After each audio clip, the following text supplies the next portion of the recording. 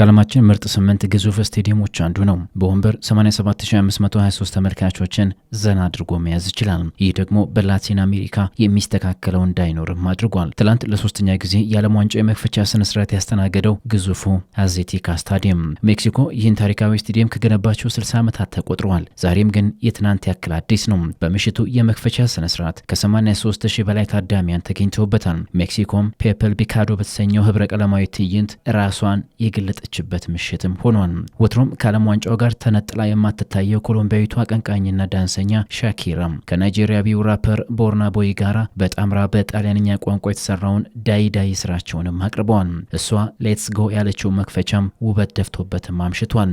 ብዙዎች የሻኪራ እድሜ ጥያቄ ይሆንባቸዋል። ከ16 ዓመታት በፊት በደቡብ አፍሪካ ምድር ዋካ ዋካ ብላ ስትዘፈን ዛሬ ነበራት መልክ አብሯት ነበርም። እርግጥ ነው በተቆጠረ ዘመኗ አሁን ላይ 49 ዓመት ሞልቷታል። ለተመለከታት ግን ዛሬም አንድ ፍሬ ናት። መድረክ አያያዟና የዳንስ ችሎታዋ ሲታከልበት ደግሞ ለቀጣይ ዓለም ዋንጫዎች ሁሉ እንድትናፈቅ የሚያደርግ ነው። አልጀዚራ ባሰፈረው ሰፊ ሀተታው እንዲህ ያለም ሜክሲካውያን መንግስት የሚከፍለን ደሞዝ ከኑሯችን ጋር የሚጣጣም አይደለም ብለው ሰሞኑን ተቃውሞ ላይ ነበሩ። ፊፋን ጨምሮ የሀገሪቱ መንግስት በዓለም ዋንጫው የመክፈቻ ስነ ስርዓት ላይ ይህ ተቃውሞ እንዳይከሰት የተቻላቸውን ጥረት ሁሉ አድርገዋል። ፍራቻ ግን እንደነበረ ነበር። እውነታው ግን በስቴዲየሙ የተገኙ የሀገሪቱ ዜጎች ሀገራቸው ደቡብ አፍሪካን ካሸነፈችበት ውጤት በላይ በሻኪራ ስራዎች የነበራቸውን ጭንቀት ሳይረሱትም አልቀረም ሲል አትቷል። የእሷ ስራዎች ከሀዘን ያጽናናሉ፣ የተጣላን አስታርቀው በደስታ ጮቤን ያስረግጣሉ።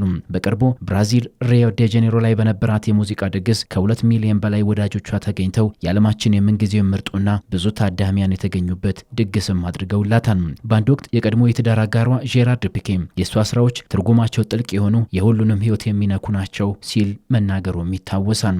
የዓለም ህዝቦች ወደ ሜክሲኮ እንኳን ደህና መጣችሁ ያለችው ተወዳጇ የሀገሪቱ ድምፃዊ ሌላ በስፓኒሽና በእንግሊዝኛ ቋንቋዎች መድረኩን በከፍታ መርታዋለች። ፊፋ ለዓለም ዋንጫ እንዲቀነቀኑ እውቅና ከሰጣቸው ስራዎች መካከል አንዱ የሆነው ፖር ኤላ የተሰኘው ስራም በስቴዲየም ውስጥ ተቀንቅኗል። ቬንዙዌላዊው ድምፃዊ ዳኒ ኦሽን ጨምሮ ሜክሲካዊቷ የፖፕ አቀንቃኝ ቤሊንዳ እና አሜሪካዊው አዙሊ በስፓኒሽ ቋንቋ የተሰራውን ሙዚቃ ለታዳሚዎችም አቅርበዋል። ዲኤንኤንን ጨምሮ ከ8 በላይ ስራዎችም በፊፋ እውቅናን አግኝተው በትላንቱ የመክፈቻ ስነ ስርዓት ላይ ተቀንቅነዋል።